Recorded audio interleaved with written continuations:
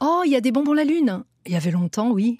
Le bonbon la lune, c'est la friandise de septembre, qui ne sort frais qu'en ce moment dans les pâtisseries et les boutiques chinoises de la Réunion. Quand c'est la fête de la lune, enfin, juste avant, pour que chaque famille puisse faire ses stocks de cette douceur si emblématique. Et si chaleureuse qu'elle se partage aussi dans toutes les communautés, pas seulement ceux qui célèbrent la fête de la lune en famille.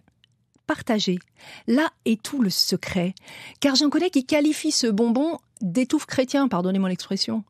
C'est que c'est une offrande, cette pâtisserie, un truc que l'on partage tout au long d'une longue soirée en famille, si possible nombreuse la famille. Donc, quand on voit les bonbons la lune prendre place dans les vitrines entre les bonbons millet, les bonbons la rouroute et les bonbons gras, on ne se jette pas dessus comme un goulaf. On fait l'acquisition de ces petites merveilles et on les offre. On ne baffre pas tout. Pour ne rien vous cacher, en Chine, leur pays d'origine, on appelle ces bonbons la lune des gâteaux de la Réunion. Non, pas de l'île de la Réunion, mais du fait de se réunir autour pour en béquer des miettes en regardant la lune. Ils sont faits pour ça. Être dégustés lors de la pleine lune de septembre, après avoir admiré l'astre. Une véritable dévotion. Ensuite, on allume des lanternes et on mange le gâteau. On appelle ça aussi terre-là bonbons haricots. Sous leur fine couche de pâte, cuite à la vapeur, une crème de haricots ou de graines de lotus.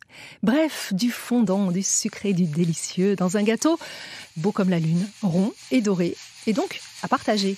Ça même, la Réunion.